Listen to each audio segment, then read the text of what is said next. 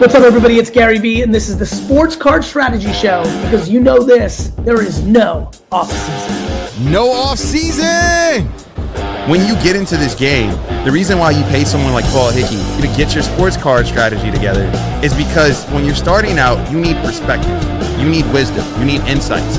And so he's been around the track enough times where he can actually coach you up and guide you. Doesn't mean he's going to take you to the promised land tomorrow, but you now have a coach by your side that can advise and kind of even create these pathways where you can get the education yourself. And that's a lot better than thugging it out on your own. The kids better buy my rookie card now, because after this year, the price ain't coming down. Welcome in, everybody. I'm your host, Paul Hickey. It's time to sit back, listen, learn, and earn with me on the Sports Card Strategy Show. First of all, everyone, thank you so much for joining me on the Sports Card Strategy Show. It is Monday, September 29th, and it's significant because October 1st, 2025 is this week. It's Wednesday this week. And why is that important? Well, it's the date, according to all sources, that Fanatics takes over the NBA license from Panini. And we're going to get into that along with a bunch of other stuff happening in our hobby. PSA has increased all pricing. I don't know if you guys have seen this yet. We are not a hobby news show. We don't really report on hobby news. But when things happen that affect us and affect you or will affect you, we are reporting on it for sure. So we're going to talk about that. I'm going to talk about my Cooper Flagg out of 50 win that I had, the gold foil win. Should you sell Zion Williamson now? That's something we talked about on the premium podcast last week. It's a great topic. I'm going to get into that. I'm going to talk about my Bryce Underwood play that I want all of you to know about, and what I learned about grading autographed sealed packs at PSA. That's very, very interesting. So that is coming up on this episode. I had a conversation also with Dustin Culie, the sports card dad. So I'm going to play some great snippets from that interview on his show, 20 Minutes With. It was 20 Minutes with Paul Hickey. And so I'm going to play most of the 20 minutes with Dustin Culie on this episode. We talk about some topics in the hobby, like where is breaking going? So the live shopping apps, what are they going to do? Are they going to continue to feature breaking? We know we don't like breaking at all. Where is Panini going? I mentioned a minute ago, the licensing change is supposed to happen this week for the NBA. Will it happen? Will it even happen? Where is Panini going if it does happen? Dustin and I talk a little bit about that, and I'm going to talk a little bit more on this episode about it as well. We talk about how to make money flipping sports cards from abroad, from overseas if you're outside of the United States. So you're definitely going to want to make sure that you tune in for the rest of this episode. If you want to spend $300 to make 10K profit, then nooffseason.com is the place for you. Join now. Get our tried and true strategies and tools to help you mitigate risks and maximize wins and profit. Use the promo code NOOFFSEASON to save 20% now. So October 1st is upon us. I don't see a release from Topps. So for example, if you go check the release calendar, you see 2023, 2024 Topps Royalty Basketball came out last week. Okay. This is Victor Wembanyama rookie cards from Topps. There's some great stuff in here. It's an expensive release. My question is, why wouldn't they have postponed this release by a week and made the cards licensed, right? So if I'm Topps and I'm getting the license on October 1st, why wouldn't they have postponed this release so that they could have licensing on it? There's on-card autos with Victor Wembanyama, rookie patch autos. You've got Brandon Miller. You've got Scoot Henderson. The Thompson twins were in this draft. This was a big draft. And yet we're still showing players in pajamas. If you're Topps, why? Why are you doing this? If you're actually getting the licensing, okay, then why wouldn't you make this an October 25th release? Push it by a month. Why wouldn't you make it an October 1st release? Where is the October 1st release, by the way? I mean, if you get licensing, why don't you have an October 1st release? promoting the fact that you now have licensing. I'm confused. You go to Topps.com, you see nothing but baseball cards, garbage pail kids. You see, obviously, they're trying to promote Fanatics Collect. You've got Mickey and friends getting their own Topps Chrome Disney cards with licensed MLB uniforms. But there's nothing about basketball. Topps Royalty and Topps Now Basketball, unlicensed. Now it says coming soon, Topps Now Basketball. Now, maybe that is where we first see the licensing. Maybe. And it could be, maybe we see licensed preseason stuff from Topps Now. Maybe we see licensed regular season stuff from Topps Now. I hope we do. We're trying to help you adapt to the ever-changing landscape of the sports card hobby. And this is a discussion that I want to have. Where is Topps licensed basketball stuff? It's upon us, and we haven't seen anything yet from Topps other than this royalty release that came out last week.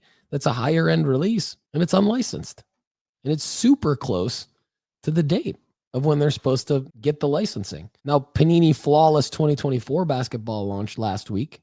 That's licensed still. So then that begs the question, with these upcoming Panini releases for basketball, will they have licensing? When I look at the release calendar, the next basketball release I see from Panini doesn't really come out until the end of November, and it's 2024-2025 Panini Eminence. So that also begs the question, will we see licensed basketball releases from Panini trickle out into the market for the 2024-2025 product, even when you still have the licensing change? Because we have a to be determined on the release calendar. Basketball, 2025 Panini Prism Black. Okay, like what's that going to be? Is that going to be unlicensed? I mean, it's going to be an interesting year in the sports card hobby for sure as the licensing changes hands, and just trying to keep you all abreast of the situation. So that's one part of the topic in today's discussion. Another part of the topic throughout the show today, Dustin and I will talk about, is what the heck's Panini going to do? Wouldn't it be nice if there were a tool you could just upload pictures of a card and it would tell you what it would grade and or what it would be worth in the future? We built one. It's our card analyzer and predictor tool. Go premium at nooffseason.com. We've got multiple pricing tiers, weekly, monthly, and annual. Use the promo code NOOFFSEASON to save 20% now. Nooffseason.com is also your number one place for finding the top sports card auctions, curated. So if you're not sure what to search for on eBay to even start to find the right card for the right player at the right time, all you have to do is just visit nooffseason.com and find our top sports card auctions. If you're confused by grading your cards, grade with us at nooffseason.com. Send us your cards. We do the hard part and save you money. Nooffseason.com is now offering CGC, SGC, and Beckett in addition to PSA when you grade with us. Use the promo code NOOFFSEASON to save 20% now. We track your gem rate for you. All right, so what's interesting about that is PSA has upped their pricing, okay? So this is crazy. I go in to make a submission today, and this is what I find. I go classic submission trading cards, and I see grading. I'm expecting to see my $19.99 bulk value right here. Look, it's $21.99 all of a sudden. And then not only that, but I look at Value Plus. Value Plus used to be $39.99. It's $44.99 now.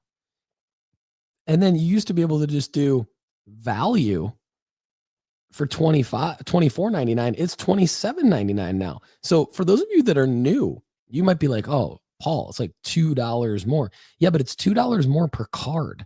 It's $3 more per card for the value. It's $5 more per card for the Value Plus. I mean, PSA has not given a special for these service levels in several months. They've extended the amount of turnaround time that it takes for us to get our cards back, and now they're upping the price. What do you think about it? I want to know what you guys think about it. let me know. Drop a comment at youtube.com/Paul Hickey. I know most of you consume this show on the podcast apps, Apple and Spotify. That's where our biggest listener base is, Apple and Spotify. But come on over to youtube.com/Paul Hickey and drop a comment below on this episode. Where is Panini going when they lose the licensing to Fanatics? If you want to talk about that topic, that's great. Or if you want to talk about what's up with this grading price increase for PSA, what does it mean? You know, I typically look at this stuff and I'm like, oh, it's not that big of a deal. It's just a few extra bucks. Yeah, but this adds up. And a lot of our grading hasn't gone the way that we wanted it to go this year. So now we're going to pay extra for that. It's gotten me scratching my head a little bit. I'm not going to lie. So, you know, I'm not going to throw the baby out with the bathwater here, but I am going to be a lot more selective with my plays. And I encourage all of you to do the same thing. All right. I wanted to make you aware of that before my conversation with Dustin, the sports card dad. Very, very grateful that he had me on his show. It's a very popular YouTube show, and I'm happy to be on it. There's a chance I might be a regular on it once a month. So it's super fun. It flew by. Here's the interview with Dustin, the sports card dad. Paul has been making content for a while, but you have kind of a unique offering, and we're going to tie it into a larger, I would say, hobby topic, and that is the expense of new product, opening new product versus kind of what you guys are doing, because it's really kind of the other end of the spectrum, I feel like. But why don't you just kind of share how you got started and I guess your business and how it's evolved over time?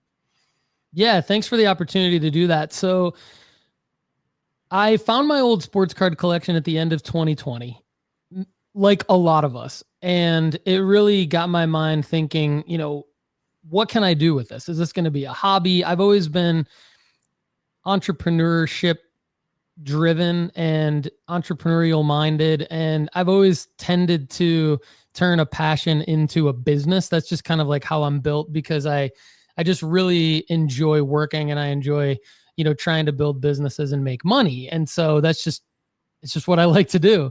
So when I found my old sports card collection, I was really intrigued by the prices on eBay and the differences between, like, okay, what somebody has something listed for versus what it's actually sold for. And then obviously getting into grading and seeing the differences in the values and sold values between raw cards, you know, PSA 7s, 8s, 9s, and then the premium of a PSA 10. And of course, there's other grading companies and everything, but I was fascinated by that off the bat. And I thought, okay, there's something here. Now, my background is in, back in the day, sports information. I worked in the NBA and the WNBA and fantasy sports. So I had wrote a lot for fantasy sports publications in the early to mid 2010s. And so I figured, okay, you know, there's clearly something here with a stock market type thing, the way that the singles are selling. There's clearly, you know, my and shared passion through a lot of middle-aged men that collected in the late 80s, early 90s. So there's that combined with, you know, fantasy sports background. I've got a website development background, as you know, Dustin. So putting it all together. Paul is also my webmaster for sportscarddad.com. So yeah, he's wearing a lot of hats. So this was a perfect opportunity for me, like in my early 40s, to start this business and be like, okay, I can actually take my passion for fantasy sports, sports card collecting, website design and development, content creation, all that stuff, and put it together. Now, you know, I didn't have the big sports card collection that a lot of other hobby content creators have. I don't have the knowledge of the sets and the different designs. And so there's a lot of great opinions in the hobby content creation space on all of that. I also don't really have the background of, you know, hobby news and like covering hobby news and other hobby content creators. So I had to figure out early on, if I'm going to do this, what's going to be my value proposition? What's going to be my niche? How am I going to be able to add value to people and build an audience off of that value? And so, as you know, Dustin, and maybe some of you out there know, my thing is using data, using my experience documenting all of that to help people make money flipping sports cards. That's really what it comes down to is, and I've seen people fall out of the hobby. And I believe that, and this could lead us into our topic, or at least kind of be like foreshadowing into the topic that you talked about.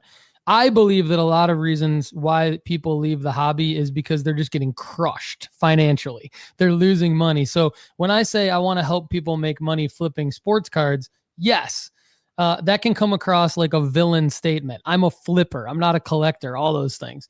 But it's also helping people, not lose a ton of money by practicing the tried and true methodologies that we've created at nooffseason.com to keep people in the hobby and keep them enjoying the hobby. And on the back of that, I know I've listened to podcasts that you guys have done, you and Lefty, where you've talked pretty openly about people coming to you that did get in through breaking or opening product, opening new wax. And I guess where you do give some credit where it's due is breaking is bringing people in. And I think that's a good part. It's just the customer retention is probably really low on that side. So you're kind of someone, I guess, that is maybe picking up the slack there where someone might have had a bad experience and you're giving them, hey, here's another way to hobby without necessarily having to to gamble in that way. Of course, when we grade cards, when we send in cards, you're always taking a chance there to where you might get a 7, you might get a 10, but it's certainly a, you guys have shown to where through data to where you can really kind of map this thing out and actually profit off of just buying, selling, grading raw cards. Yeah, for sure. And I think like we've all heard the casino analogy, I think, with breaking. And that's how I felt when I first got into the hobby and bought into a break. I wanted to see, okay, what's this excitement about? What, can I, and at the time my son was much younger and he was in the hobby with me. Now he doesn't care at all. He's 16. So he just wants to go out with his girlfriend and drive his car. But anyway, it's like buying into breaks, feeling like you got punched in the gut when you literally get nothing because they're only passing out the hits and, the team that you had in the PYT didn't get pulled at all, or maybe it got pulled, but it was a base card. So they're not even going to mail it to you.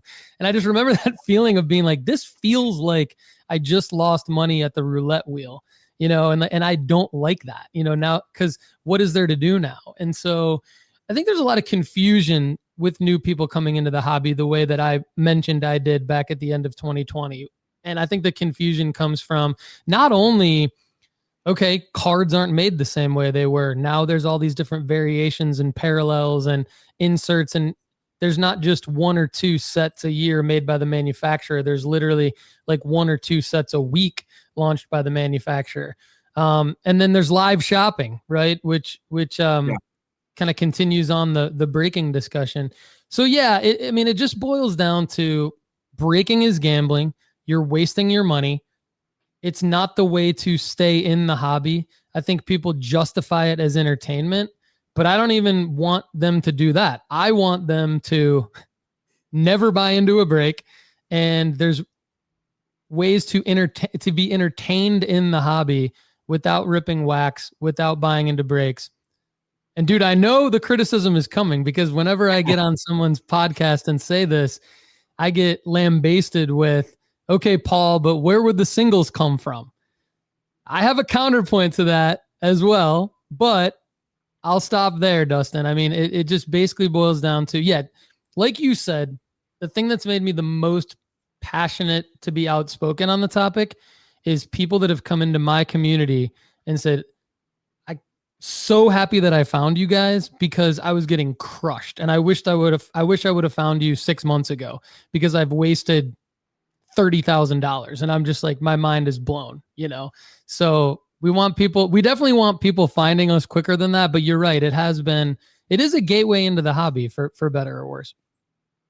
Yeah. I think the part that's just undisputed, it's just a fact is that breaking makes new product not a little bit more expensive, but in most cases, a lot of times more expensive. And I always hear the analogy of, well, oh, are you going to go buy a flawless briefcase for $5,000? And, it's like, you're acting like those are the only breaker products. as National Treasures and Flawless. You know, it's all the way down to Origins. There's a stupid like Origins box that's now $800, you know, because, and it doesn't even have like autographs for half of the rookie class because Panini's got some and Topps has got some or whatever, you know, like it's all split now. It's a garbage, you know, draft. It's just the value proposition in those products is just not, it's just not very good at all right now, especially with the licensing kind of being split where autographs are over here, the license cards are over there, you know, and so it's not a great time, you know, really to be opening new product, whether you're buying into breaks, buying a box. It's just right now is just not a great time. And, you know, you can make the argument, well, Topps and Panini, they're just raising their MSRP, you know, each year, which could be true to some degree, but, you know, for boxes to be double and triple what they should be, it's just nuts. And to your point, well, yeah, you know, who's going to open the boxes? Well, if we took that part out, if we took that piece out, then the boxes would be less expensive, quite a bit less. Now, would they be being, you know, opened at the same clip that they are now? Maybe not, but you know, I'm fine with that. Like, okay, so maybe there's some singles that don't make it out into the market, but we have 100+ years of cards. So am I crying because it takes a little bit longer for, you know, some of the new some of those new singles to come out that I might want? You know, I don't know. I just think that it's all kind of, it's funny. The people that are really making out, if anything, I think there's a lot of breakers that struggle, but it's the actual breaking companies, it's the repack companies. They're the ones that are making money. It's not the customers, and the retention rate is not high on that stuff. So I don't think, you know, that's not really like a hot take. That's just reality, you know, and more people, as you mentioned, are just starting to, you know, to hobby differently. Look at, I mean, honestly, the repack, you know, game might be a whole different episode, probably will be, but you could argue that that's really taking over. If we're looking at, if you want to gamble on new product, or you want to, you know, gamble on new players or whatever, people are, it seems like companies are getting a lot more creative with repack products. I mean, I'm sure we'll probably have, you know, player repack. I mean, hell, the WNBA Panini product that came out where they just basically took all the Caitlin Clark and Angel Reese cards and just threw it all into like one product. That was basically a repack product. You know, it's basically like a player repack product where you're like, you'll get like, you know, you're guaranteed to get either Caitlin Clark or, you know, an Angel Reese auto. And we'll just throw all the immaculate and all the stuff that's like, just bunch it all together and throw it in. Like, to me, that sounds a lot like a repack. So, you know, for better or worse, I mean, that's what it is. But to me, I think repacks are probably going to stay more popular than buying into the pick your team, you know, crap that's out there. People are just going to buy singles like what you're doing, great amount, and then move on.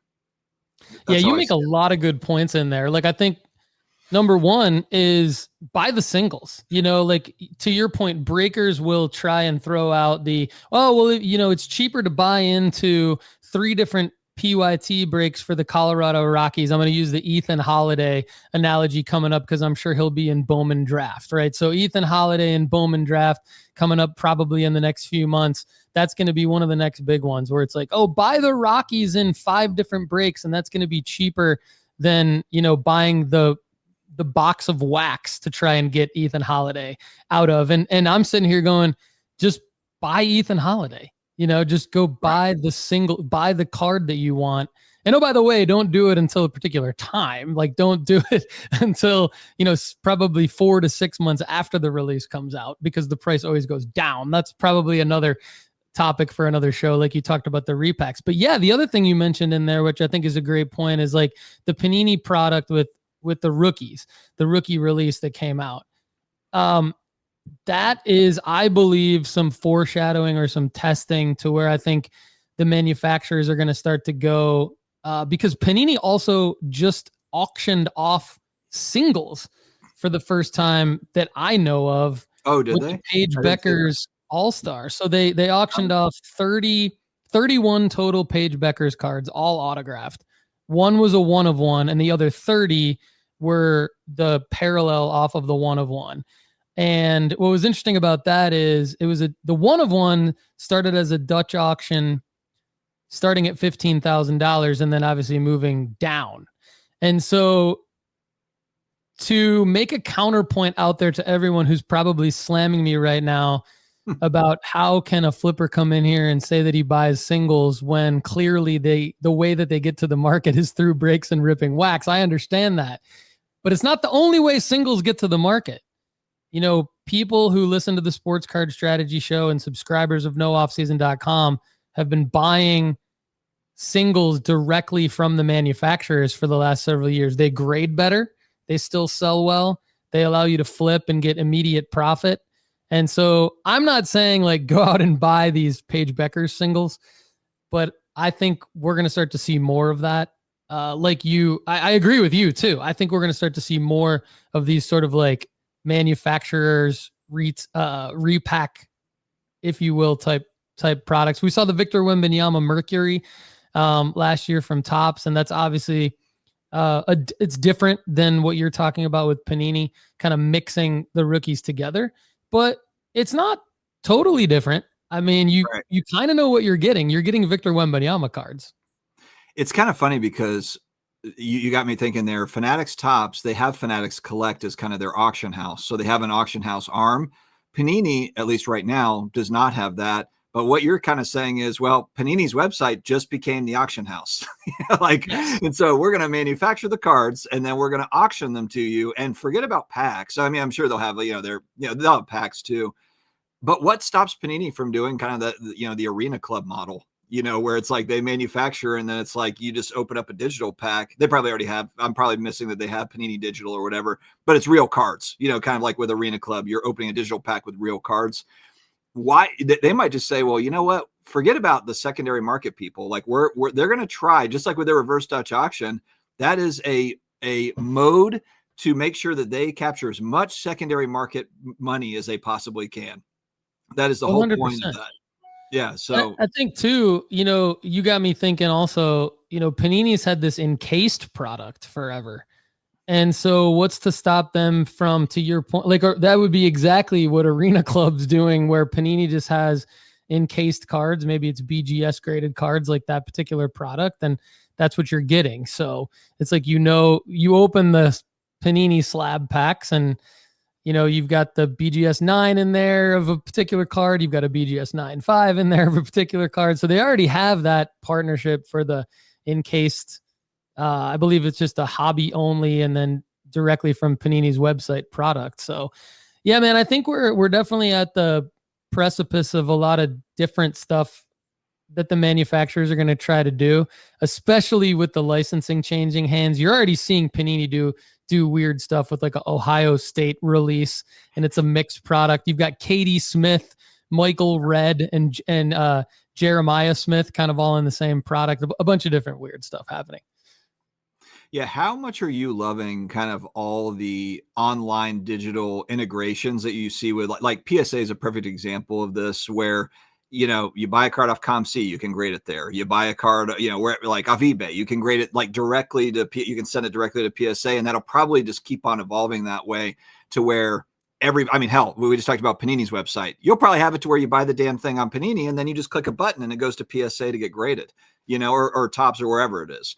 But for you, your program and what you're working on, if I understand correctly, you're not necessarily like a setup at shows and buy and sell a lot of shows. It's mainly the focus is online, buy, sell, less friction if possible. And the tech in this space is really kind of, it's gotten so much better. I'm sure that's got to be great for what you're trying to do.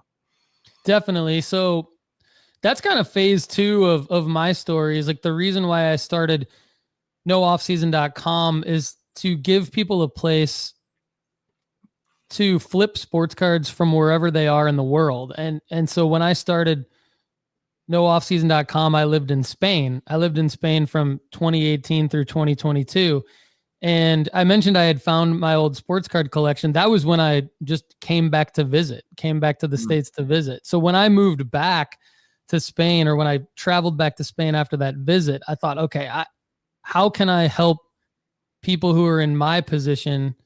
I'm going to create it for myself first. I'm going to figure out how it works, and then I'm going to build this website to help people do it. So yeah, my whole program at nooffseason.com is built around, you can't make it to card shows every weekend.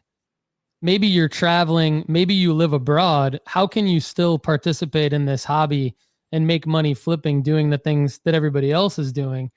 And if you want to keep a card and build a collection, to me, it's all the same thing. You're a flipper, you're a collector, you're building a portfolio of cards, whatever. You're an investor. It's all the same thing, Dustin, and that's probably another topic for another show, but it's all the same We freaking have the thing. next 6 months of topics nailed down from this episode. We could spin off. We got all the spinoffs planned out. We do. I love it. So yeah, man, it started with, okay, how can people do this from wherever they are? And so that's why I built this program that's more based around what are the right cards for the right players at the right time that you can find on eBay auctions, mostly because eBay has millions of listings at any given time, hundreds of millions of listings at any given time, which is way more than in all the other platforms combined. And but also, yeah, Fanatics Collect, obviously there's Discords and other social media groups and other ways to buy cards. But I mean, eBay protects the buyer. eBay has auctions, which find me another platform that has auctions like eBay. It's really hard to do. And what that means is you can get the fair market value for the card. You're not dealing with, okay, I have to make this person 62 offers before they finally come down to 125% of comps. You know what I mean? So I think you have to make money on the buy side. And so that's why eBay is important. You can't always travel to card shows. So that's why eBay is important. I don't want to be an eBay infomercial, but it just is what it is. And so that's what my program is based around. We have sports card rankings where we kind of reverse engineer, say, the market movers and card ladders of the world. So that's why we're very different from them. We're telling you, here's what cards to buy now based on raw to grade, based on already graded. And a new category that I added, which I like, is PSA 9 to BGS 9.5. So there's a lot of cracking and submitting to other grading companies in our strategies. Okay. And we're pretty agnostic. We're pretty, we want people to do what's going to make them money and keep them in the hobby. And we're pretty agnostic and kind of willing to try all the different services and grading companies that are out there. Well, and the great thing is, for most hobbyists, they're typically they're buying, selling to then buy PC cards. So like for me, I like to speculate on players sometimes. I went in on the Caitlin Clark stuff. Unfortunately, she's out all year, and I've got to figure out a strategy there. I've got cards I need to grade, and basically I'm just going to hold until next off season and kind of hope for a little like Zion Williamson style, like bounce back, type thing. She was just like, everything went wrong that could have gone wrong for that. Like her second season, she's like basically out for the year. But I like to have some of those little speculative things on active players. But then I also have a 52 Topps maze. I've got, a bunch of, vintage cards and just like long-term holds. I've got a Star Jordan 101.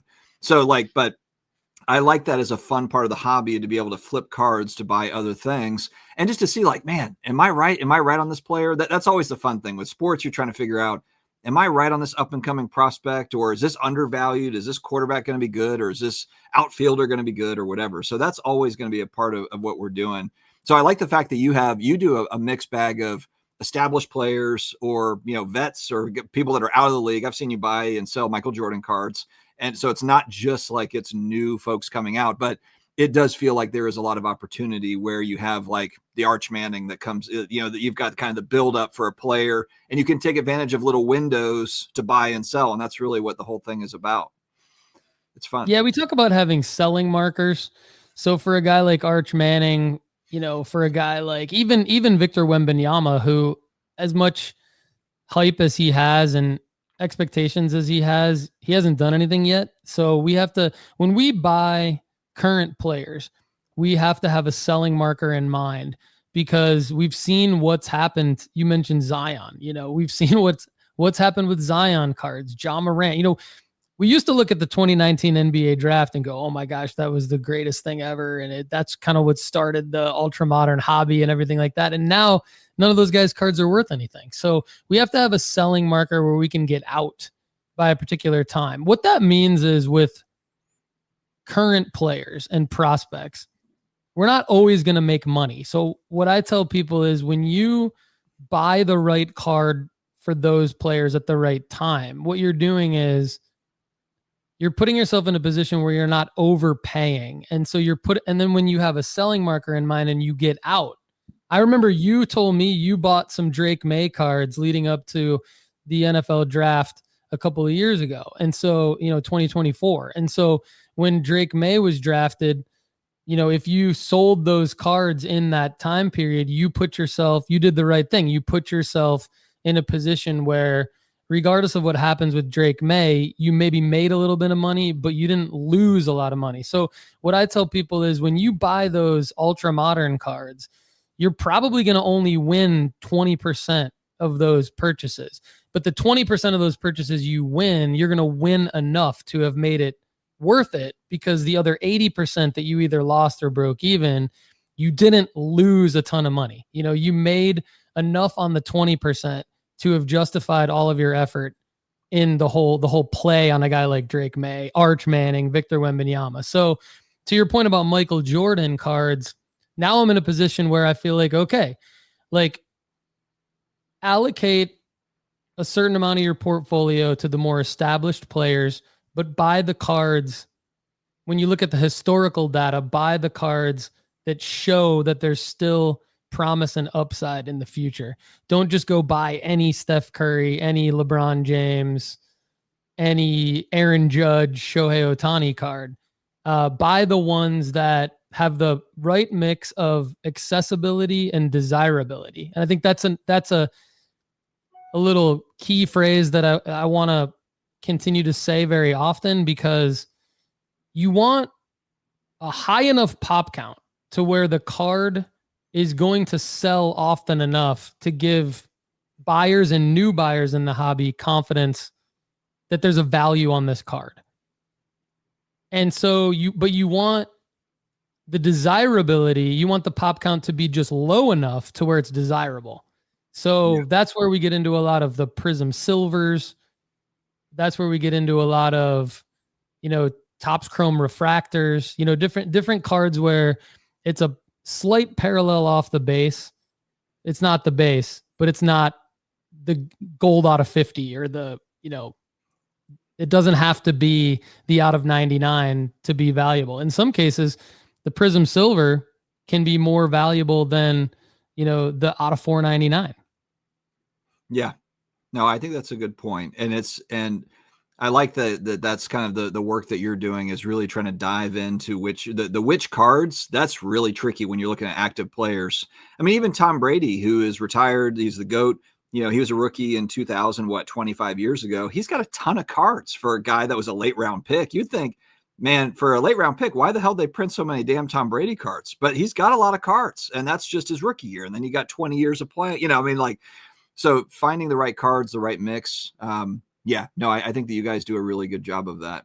Well, Paul, we are past 20 minutes. We're at 28 minutes and change or so. So we're going to wrap up. We could probably talk for 2 hours, but we'll save that for next month. We'll do this every 30 days or so. We'll come in, and we also might wrap in hobby news. If there's something cool to talk about, we'll wrap that into the conversation as well. All right. So you can see there in that interview with Dustin, there's a lot to talk about in this hobby, and I had a lot of fun with him. So again, I really appreciate him having me on. I'm going to be on, hopefully, again and again on his show. I think discussions between people like Dustin and I make each other smarter and hopefully make all of you smarter. I mean, that's the goal. The goal is to provide value to all of you in the audience, to listen, learn, and earn.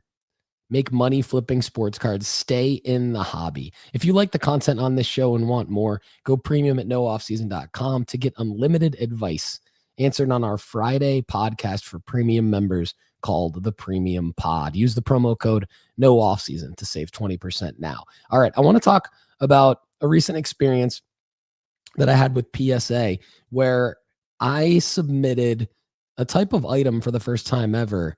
I actually submitted packs, sealed packs to be graded, but not the packs themselves. I just wanted autographs graded. And let me explain. I was at Fanatics Fest with Lefty and a good friend of mine. Shout out Teddy Craig, great collector, great flipper.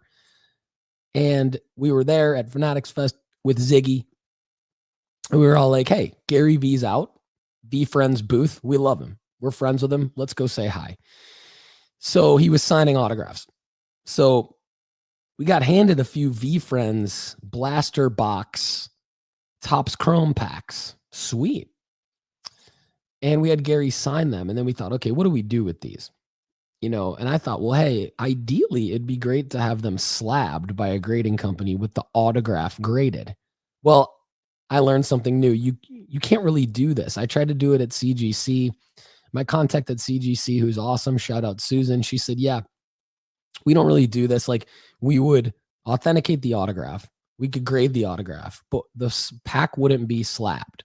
There'd be like some sort of COA with a sticker, and it'd be legit, but it wouldn't be in a slab. And I'm like, oh man, I kind of want it in a slab. So I took it home, and PSA wasn't at Fanatics Fest, by the way. So I took the packs home, and I was like, I'm going to send them into PSA because I'm sure PSA will slab them.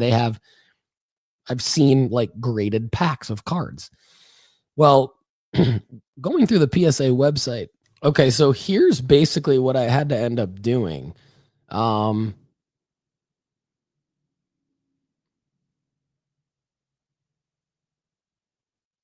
had to download this submission form. So psacard.com/services/autograph authentication. I had to download this submission form, fill it out. And it ended up being about $50 per item to get these graded. The total for the 3 packs, including the shipping back and everything like that, was $144. So just under $50 per item to have these V-Friends packs with an autograph grade, not in a slab. And I think, again, had I wanted the packs graded without the autograph, if they weren't autographed and I just wanted the packs sealed graded, I could have done that and they would have been slabbed and they would have cost $30 each. But to have a pack of cards that's autographed, to have the autograph graded and authenticated, you have to go this route where you have to download a submission form. I did not know that. Super weird. Each pack of cards came back. You see, it's an autographed V-Friends Topps Chrome Blaster pack sealed. Each of them came back like this, not in a slab, but just in a plastic top loader. It does have a PSA label sticker on the back of it here. And then it has each one of them, there's 3 of them. Each came with its own LOA, letter of authenticity and grading, with a grade and a picture of that pack. So it's very weird. I thought that PSA would slab the pack and that the label in the slab would be exactly what you get when you submit a card to have the autograph graded and authenticated, but not get a card grade. I don't want to call it an L, but just a learning experience, and I'll report back. I'm going to sell these on eBay. All right. I did have a Cooper Flagg out of 50. When I bought Topps Now Cooper Flagg Draft Night cards, I did get a lucky hit. And the out of 50 gold foil I sent to BGS. I mentioned it on an episode of the Sports Card Strategy Show not too long ago. And I sold it. I listed it for $1,500. I got an offer for $1,350. I accepted it. The buyer did not pay and totally ignored me. So I felt like that buyer, after I dug into that buyer, I could tell maybe they were just sort of trolling me. So I relisted it again. And what happens then is, like, you can relist the same item again, even if it's already sold, if the buyer hasn't paid for it. So I was thinking, well, if the buyer pays, I'll ship it to him, ship it to the authenticator and take the item down, right? Well, another buyer wanted to buy it for $1,000. So they made an offer for $1,001. I accepted that. When that buyer paid, I was excited because this is like basically almost a $900 net profit. So I took down the listing, or I canceled the other item that the other buyer at $1,350 had promised to pay for, and I shipped it to the buyer who had actually paid. So I wanted to share that little story with you, that little win. And what I'm going to do with the rest of my Cooper Flagg cards that I have CGC slabbed and BGS slab is it's time to flip them to auctions, guys. It's time to flip them to auctions. This week is October. October starts this week, and we've already had NBA Media Day. So because we've already had NBA Media Day, the hype is going to start. The hype is going to start now. It's now time to sell these cards on the hype.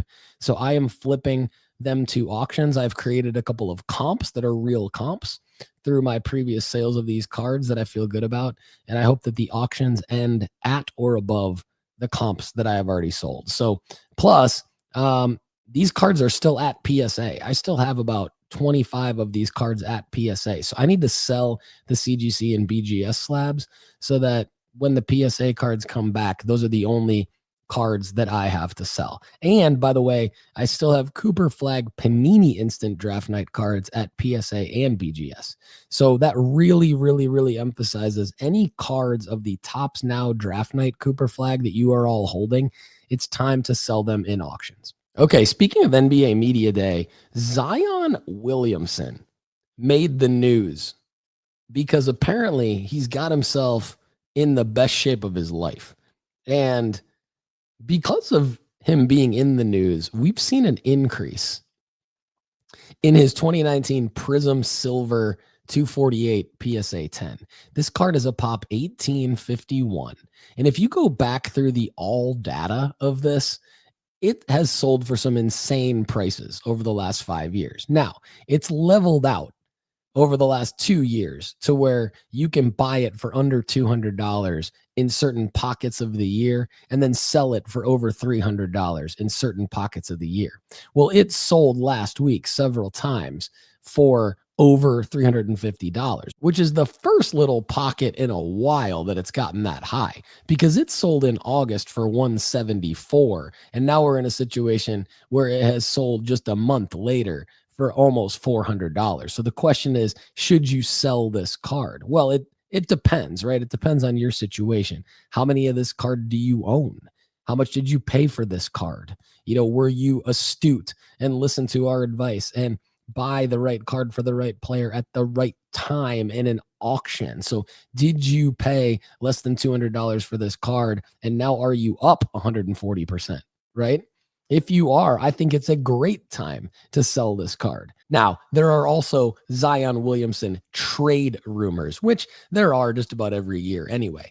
But because of these Zion Williamson trade rumors, it may not be a great time to sell this card. It might be a better time to sell this card a month from now, towards the end of October. It might be a much better time to sell this card. Would I hold this card past October? No, I would not. I would sell this card in the next month. If you're up right now, man, great time to sell. If you're not, I could see this card going up over $400, maybe $450. If this dude gets traded, potentially, yes, it goes up a little more.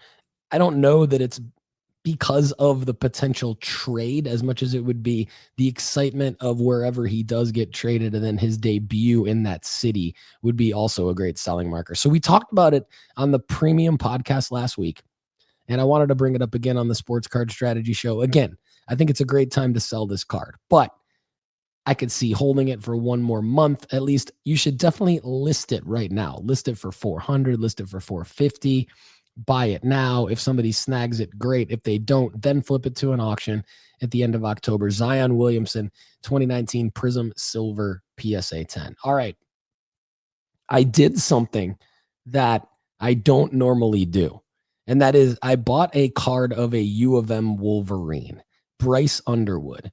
Why? Because I am very data-driven. Data-driven sports card investing is what I'm all about, okay? And I analyze the data all the time.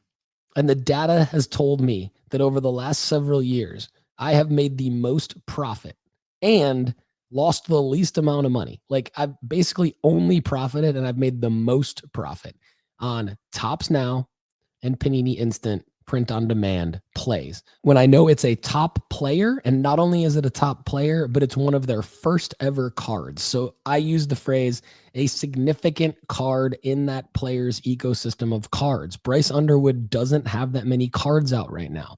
So I went to our Discord that's only available for premium members at nooffseason.com. And I posted something in the Discord channel, Topps Now and Panini Instant Print on Demand plays. And I posted to premium members when this card was available, buy this card. I have just bought this card. I bought a jiggler, 20 of them. Okay. And I've already been proven right by this. Okay. It's card number 1. And it is already pre-sold for $150. PSA 10 pre-sale. Now, I'm not a huge fan of, the fact that people do PSA 10 pre-sales, because who knows how many PSA 10s you would actually get. But this particular eBay account, Pokemon Grader Cards, which has sold almost 12,000 items and has a 98% positive feedback rate. So legitimate eBay seller. They have 46 available PSA 10 pre-sale Bryce Underwood cards, which tells me that they bought maybe triple or even quadruple as many as I did on this. They've already sold 3, and the 3 that they have sold each for $150. So this is already like a big profit, right? And I've already submitted my 20 to PSA. Yes, I have already submitted my 20 to PSA. Now, here's the other thing. One of my 20 was a lucky hit. I got another lucky hit. So I got the gold foil out of 50, and there's already a comp for the orange foil out of 25 at $425. So big win on my Bryce Underwood play. Obviously, it's going to be a few months before I get them back from PSA. Who knows what's going to happen with Bryce Underwood? But the reason I chose Bryce Underwood, number 1 player out of high school last year, big time NIL deal, big time school, unfortunately, but it is. And look, as a Sparty, did I sell my soul by getting Bryce Underwood cards? Maybe. I'm going to make at least a couple $1,000 net profit on that. And I got to feed the fam and pay the bills. Are you ready to start grading your cards? CGC Cards is the perfect place to slab your favorite sports cards. From their crystal clear holders to their affordable pricing, CGC Cards is the perfect stop for your grading needs. Go to cgccards.com to start grading today. Again, thanks for listening to the Sports Card Strategy Show. We did a little something different by bringing in Dustin, the sports card dad, today. I hope you all have a great week. Look out for upcoming licensing changes and let me know your thoughts. Thanks so much for being here with us on the Sports Card Strategy Show. If you enjoyed the content on today's show, there's plenty more waiting for you at nooffseason.com. Just go to nooffseason.com right now. You get our formula-based sports card rankings, sports card school, inventory tracker, the ability to grade with us, and the premium podcast where we answer an unlimited amount of your questions. Check it out right now at nooffseason.com. For everyone at nooffseason.com, I'm Paul Hickey. Thanks again for being here with us on the Sports Card Strategy Show. We'll see you again soon. Have a great day.